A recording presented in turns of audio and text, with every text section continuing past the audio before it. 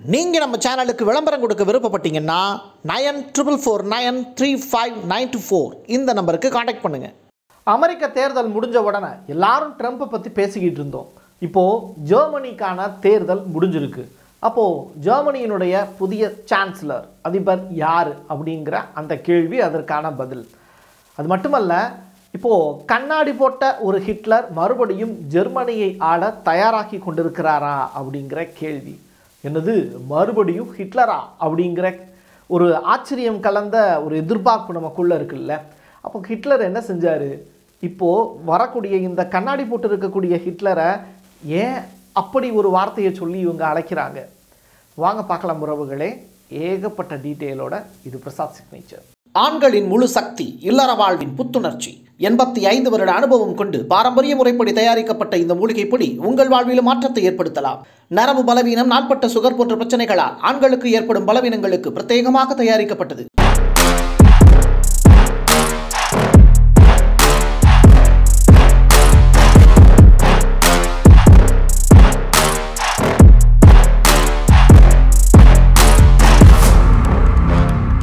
உங்களுக்கே நல்லா தெரியும், ஒரு காலகட்டத்தில் யூதர்களை அடியோடு வெறுத்தவர் ஹிட்லர். அது மட்டும் கிடையாது, முதல் 2ஆம் உலகப் போரில் ரொம்ப பெரிய அளவில் அதிரடியாக ஆக்ஷன்லாம் நடத்தி அதில் தோற்றும் போனது ஜெர்மனியினுடைய வரலாறு. ஆனால் வரலாற்றில் தவிர்க்கவே முடியாத பக்கங்களில் 27 நாடுகளை ஒருங்கிணைச்சிருக்கக்கூடிய ஐரோப்பிய யூனியனுக்கு ரொம்ப ரொம்ப இம்பார்ட்டண்டான ஒரு நாடு எதுன்னா அது ஜெர்மனி தான். அப்படிப்பட்ட ஒரு நாட்டில் ஒரு தேர்தல் நடக்குது, அதிபருக்கான தேர்தல். இந்த தேர்தல் ரொம்ப ரொம்ப இம்பார்ட்டண்டானது. இப்போ தமிழ்நாட்டில் தேர்தல் வச்சாங்கன்னா அடுத்த எலெக்ஷனில் டிஎம்கே தான் ஜெயிக்கும் அப்படிங்கிற மாதிரி கருத்து கணிப்புகள் முடிவுகள் வெளியாகிற மாதிரியே ஜெர்மனியிலையும் கருத்து கணிப்பு முடிவுகள் ரொம்ப பெரிய அளவில் ஆச்சரியத்துக்கு உள்ளாச்சு. ஆளும் கட்சி தோற்கடிக்கப்படும், ஆனால் அதே நேரத்தில் எதிர்கட்சியாக இருக்கக்கூடிய பழமைவாத கிறிஸ்தவ கட்சி ஒன்று பெரிய அளவில் வெற்றி பெறும் அப்படின்னு கருத்து கணிப்பு முடிவுகள் சொன்னது. ஆனால் நம்ம ஊரில் எடுக்கக்கூடிய கருத்து கணிப்புகள் ஆளும் கட்சிக்கு சாதகமாக தான் இருக்கும். ஆனால் ஜெர்மனியில் எடுத்த கருத்து கணிப்பு உண்மையிலேயே மக்கள்கிட்ட அவங்களுடைய கருத்துக்களை கேட்டு எடுத்தாங்க. அதன் காரணமாக இந்த பழமைவாத கிறிஸ்தவ கட்சி பெரிய அளவிலான வெற்றியை பெறும். எதிர்கட்சி அப்படிங்கிற அந்தஸ்து ஒரு லேடிக்கு கிடைக்கும் அப்படின்னு சொல்லியிருந்தாங்க.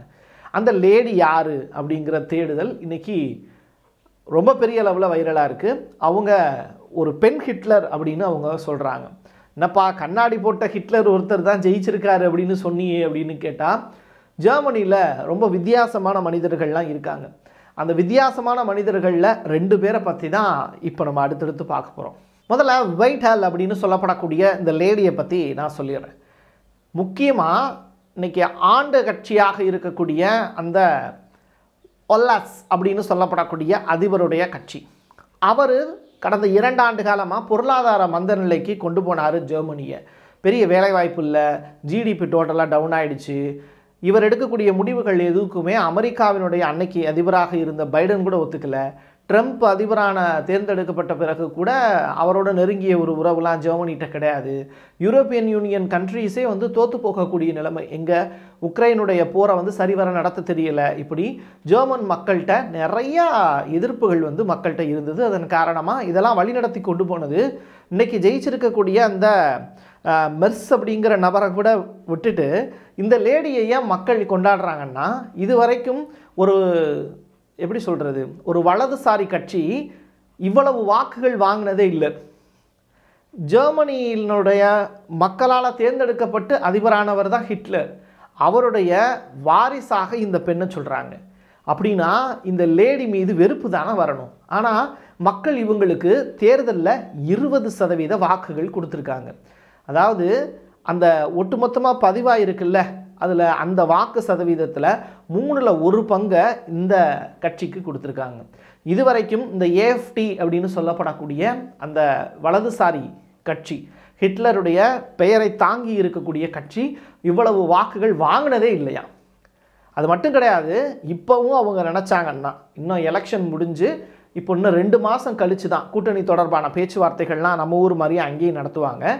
அதில் இந்த ஏஎஃப்டி அப்படிங்கிற கட்சி 20.8% வாக்குகள் வாங்கியிருக்காங்க. ஆனால் தேர்தலில் ஜெயிக்கணும் அப்படின்னா, அதாவது எலெக்ஷனில் போட்டியிட்டு ஒரு 5 கட்சிகள் பெரிய அளவில் வாக்குகள் வாங்கியிருக்காங்க. இதில் 30% வாக்குகள் வாங்கக்கூடிய கட்சிகளுக்கு தான் வாய்ப்பு. அப்போது இந்த ஏஎஃப்டின்னு சொல்லப்படக்கூடிய அந்த கட்சி 20.8% வாக்குகள் இருக்குது. இவங்க இந்த 2 மாத காலகட்டத்தில் யாரெல்லாம் வளைச்சு போட்டாங்கன்னா இவங்க ஜெயிக்க முடியும்னா, எஸ்பிடின்னு சொல்லப்படக்கூடிய 16.4% வாக்குகள் இருக்கக்கூடிய கட்சி, பசுமை தாயகம் நம்ம ஊரில் சொல்லுவோம்ல அது மாதிரி அங்கே க்ரீன்ஸ்னு சொல்லப்படக்கூடிய கட்சி 11.6% ஓட்டு இருக்குது. பிஎஸ்டபிள்யூ 4.97 ஓட்டு இருக்குது. இவங்க எல்லாரையும் சேர்த்து கூட்டணி அமைச்சாங்கன்னா தான் அந்த லேடியால் மறுபடியும் நான் தான் ஹிட்லருடைய பேத்தி அப்படின்னு சொல்லி ஆட்சி பண்ணுறதுக்கு வாய்ப்பு இருக்குது. ஏன்னா இவங்களுடைய தாத்தா வந்து ஹிட்லருடைய ஆட்சி காலத்தில் அவருடைய பீரியடில் ஜட்ஜாக இருந்தவங்க. ஸோ இந்த காரணத்தினால இந்த லேடியை பற்றிய பேச்சுக்கள் இன்றைக்கி அளவு கடந்து பேசப்பட்டுக்கிட்டு இருக்கு. ஜெர்மன் மக்கள் இவங்கள ரொம்ப பெரிய அளவில் மதித்து எதிர்க்கட்சி அந்தஸ்து அப்படிங்கிற ஒரு விஷயத்தை கொடுத்துருக்காங்க. அவங்க ஆளுங்கட்சியாக மாறுவதற்கு இன்னும் 2 மாத காலம் இருக்குது. ஆனால் அதற்கான சாத்தியக்கூறுகள் இருக்கான்னு கேட்டால் 140% தான் இருக்குது. இப்போது இந்த வெள்ளைத்தோலுக்கான மவுசு அப்படிங்கிறது ஜெர்மனியில் அதிகமாக இருக்குது. ஸோ இந்த பழமைவாதம், அதே நேரத்தில் சட்டவிரோத குடியேற்றம், ப்ரௌன் நிறத்தில் இருக்கக்கூடியவங்க, கருப்பாக இருக்கிறவங்க, இவங்களெல்லாம் வெளியேற்றக்கூடிய ஒரு கட்சி தான் இந்த லேடி தலைமையிலான கட்சி. ஜெர்மனி வெள்ளைத்தோல் மக்களுக்கு மட்டுமே சொந்தமானது, கருப்பு தோலுடைய நபர்களை நாங்கள் புறக்கணிக்கிறோம், நிறவெறி உள்ளிட்ட விஷயங்கள்லாம் அதிக அளவில் பேசப்பட்டது இவங்களுடைய பீரியடில். ஸோ இவங்க எலெக்ஷனில் பெருசாக இருந்தது ஜெர்மனுக்கே அப்படின்னு சொல்லிட்டு ட்ரம்ப் எப்படி சொன்னாரோ அதே மாதிரியான விஷயத்தை முன்னெடுத்தாங்க. அதனால் இவங்களுக்கு வாக்கு அப்படிங்கிறது 20% மேலே கிடச்சிருக்கு. சரி பிரசாத், உங்கள் கூட்டணி அமைச்சாலும் இவங்களால் ஜெயிக்க முடியாது, சரி ஜெர்மனியோட பேசி தோத்துட்டாங்க அப்படின்னு வச்சுக்கோங்க. யார் ஜெயிச்சா அப்படின்னு கேட்டால் அந்த இடத்துல தான் ஒரு முக்கியமான நபர் வந்து உட்கார்றாரு. அவர் தான் 69 வயதான ஃப்ரெட்ரிச் மெர்ஸ் அப்படின்னு சொல்லப்படக்கூடிய கண்ணாடிக்குள் ஒரு பெரிய காவலன், ஜெர்மனியினுடைய காவலன் மட்டுமல்ல, அமெரிக்காவினுடைய ஒரு தீவிரமான எதிரி அப்படின்னு சொல்கிறாங்க. இவர் ஒட்டுமொத்த ஐரோப்பாவையும் மீட்பேன் அப்படின்னு சொல்லியிருக்காரு. அது மட்டுமல்ல, நம்ம சுதந்திரம் அடைஞ்சிருக்கோம் அப்படின்னு நம்ம சொல்கிறது முக்கியம் இல்லை, நம்ம ஜெயிச்சிருக்கோம்னு சொல்கிறது முக்கியம் இல்லை. நம்ம எப்போ நம்முடைய சுதந்திரத்தை கொண்டாடலான்னா அமெரிக்காவிடமிருந்து நம்ம எப்போ விடுதலை வாங்குகிறோமோ. என்னப்பா இது, அப்போ அமெரிக்கா கிட்ட தான் ஜெர்மனி அடிமைப்பட்டு கிடக்கான்னா, அப்படித்தான் இவருடைய வெற்றி கடிப்பில் இவர் மைக்க பிடிச்சி பேசும்போது சொன்ன வார்த்தைகள். அமெரிக்காவிடமிருந்து இந்த ஜெர்மனிக்கு எப்போது சுதந்திரம் கிடைக்கிறதோ 450 மில்லியன், 1 மில்லியன்னா 10 லட்சம், 450 மில்லியன் மக்கள் தொகையை கொண்ட யூரோப் கண்ட்ரீஸ், 27 நாடுகளை ஒன்றாக சேர்த்து இருக்கக்கூடிய இந்த யூரோப்பியன் கண்ட்ரீஸுக்கு விடுதலைங்கிறது அமெரிக்கா கிட்ட இருந்து எப்போ கிடைக்குதோ அப்போதான் ஜெர்மனி வல்லரசாகும்னு போட்டு உடைச்சார். எல்லா மக்களும் அப்படியே சூப்பர்ப்பா அப்படின்னு கைதட்டி குமிச்சாங்கன்னா பார்த்துக்கோங்களேன். இசட்டிஎஃப் பப்ளிக் ப்ராட்காஸ்ட் அவங்க கொடுத்துருக்கக்கூடிய ரிப்போர்ட்டின் அடிப்படையில் இந்த கட்சி அப்படிங்கிறது 299 தொகுதிகளில் மொத்தமாக 5 கட்சி வந்து போட்டியிட்டு அதில் 52% வாக்குகள் மட்டும்தான் இப்போது மக்கள் பதிவு செஞ்சுருக்காங்க. ரொம்ப கம்மியான மக்கள் தான் வாக்குகள் செலுத்தியிருக்காங்க. இப்போ 100% இருக்குது அப்படின்னா அதில் 52% தான் மக்கள் வாக்கே செலுத்தியிருக்காங்க, மீது 48% வாக்குகள் செலுத்தலை. இதை மையமாக வச்சு இவர் சொல்லக்கூடிய விஷயம், ஜெர்மனுடைய எலெக்ஷனில் அமெரிக்காவினுடைய தலையீடு இருந்தது. அது மட்டுமல்ல, எலான் மஸ்க் எங்கள் நாட்டினுடைய தேர்தலை சீர்குலைக்கிறதுக்கு பெரிய அளவில் முயற்சி பண்ணார் அப்படின்னு அந்த ஜெயிச்ச மேடையில் இவர் வந்து கர்ஜித்த குரல் அப்படிங்கிறது ரொம்ப பெரிய அளவில் வைரலாக இப்போ பேசுபொருளாக மாறி இருக்குது. அது தொடர்பான வீடியோக்களும் நெட்டில் வந்து அதிகமான அளவில் இப்போ பார்த்துக்கிட்டு இருக்காங்க. இது ஒரு புறம் இருக்க, ஃப்ரான்ஸ் அண்ட் இங்கிலாந்து இவங்க 2 பேருமே வந்து யூரோப்பியன் கண்ட்ரீஸில் ஒன் ஆஃப் த மெம்பர்ஸ் தான். ஸோ இவங்க வந்து பிரான்ஸினுடைய அதிபர் இமானுவேல் மேக்ரான் ஆகட்டும், இங்கிலாந்துடைய பிரைம் மினிஸ்டர் ஸ்டாமர் ஆகட்டும், இவங்க 2 பேருமே யாருக்கு வாழ்த்துக்கள் சொல்லியிருக்காங்க அப்படின்னா இந்த மெர்ஸ் அப்படின்னு சொல்லப்படக்கூடிய ஜெர்மனியினுடைய புதிய அதிபருக்கு வாழ்த்துக்கள் சொல்லியிருக்காங்க. அது மட்டுமல்ல, உக்ரைன் போரை இணைந்து நடத்துவோம் அப்படிங்கிற ஸ்டேட்மெண்ட்லாம் ஃப்ரான்ஸால் சொல்லப்பட்டிருக்குங்கிறது இன்னொரு கதை. சரி, ட்ரம்ப் இவரை பற்றி என்னப்பா சொல்லியிருக்காரு அப்படின்னு கேட்டால் அந்த இடம் தான் எனக்கே படித்து பார்த்துட்டு சிரிப்பு வந்துருச்சு. ட்ரம்ப் என்ன தெரியுமா சொல்கிறாரு, ஜென்டில்மேன், உலகத்தினுடைய ஜென்டில்மேன் நான் தான். இங்கே எதை வச்சு சொல்கிறாருன்னா, ட்ரூத் சோஷியல்னு சொல்லிட்டு அவருடைய சேனல் இருக்குல்ல, அதில் வந்து ட்ரம்ப் போட்டு இருக்கக்கூடிய பதிவை படித்து பார்க்கும்போது ரொம்ப சிரிப்பாகவும் இருந்தது, ஆச்சரியமாகவும் இருந்தது. ஜென்டில்மேனாக இருக்கக்கூடிய ட்ரம்பின் தலைமையில் ஜெர்மனி இனிமேல் சிறப்பாக செயல்படும், தேர்தலில் வெற்றி பெற்ற மெர்ஸுக்கு வாழ்த்துக்கள், ஜெர்மனியுடன் இணைந்து செயல்படுவதற்கே நான் விரும்புகிறேன் அப்படின்னு அவரே தன்னை பற்றி பெருமையாகவும் போட்டுக்கிட்டு ஜெயிச்ச மெர்ஸுக்கு வந்து வாழ்த்துக்களையும் சொல்லிக்கிட்டு ஜெர்மனி எனக்கு கீழே தான் அப்படிங்கிற ஒரு விஷயத்தையும் சொல்லியிருக்காரு. இதை பார்த்து காண்டான மெர்ஸு தான் இந்த ஸ்டேட்மெண்ட்டெல்லாம் சொல்லியிருக்காரு.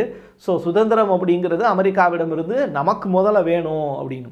ஏன்னா இன்றைக்கி உக்ரைன் போகிற வழிநடத்தி செல்வது, உக்ரைன் போகிற முடிவுக்கு கொண்டு வர்றது, அங்கே இருக்கக்கூடிய கனிமங்களை திருடுறது எல்லாமே அமெரிக்கா தான். ஸோ யூரோப்பியன் யூனியன் கண்ட்ரிஸ் செலவு பண்ண அப்போ ஒட்டுமொத்த தொகையும் வீணாக போச்சு, அமெரிக்காவுக்கு மட்டுமே லாபமாகுது. அப்போ யூரோப்பியன் கண்ட்ரீஸில் இருக்கக்கூடிய இந்த நாடுகள்லாம் கோவம் வரும்ல, அப்போது அவங்கெல்லாம் எங்களுக்கு எங்கே பங்கு, நானும் தானே காசு கொடுத்தேன் அப்படின்னு கேட்பாங்க. அப்போ நாட்டோவில் உறுப்பினராக இருக்கக்கூடிய 32 நாடுகளுக்குமே இதே கேள்விகள் இருக்கும். அப்போ இவ்வளவு நாள் நம்ம செலவு பண்ணதெல்லாம் வேஸ்ட்டா அப்படின்னு. அதிகமாக செலவு பண்ண அமெரிக்காவுக்கு மட்டும்தான் கனிமம்னா கொஞ்சமாக செலவு பண்ண எங்களுக்கும் கொஞ்சம் வேணும்ல அப்படின்னு அவங்க எதிர்பார்க்குறது இயற்கை தானே. அது கிடைக்காதுங்கிறதுனால தான் இப்போ ஜெர்மனி வந்து ரொம்ப கோவத்தில் இருக்காங்க.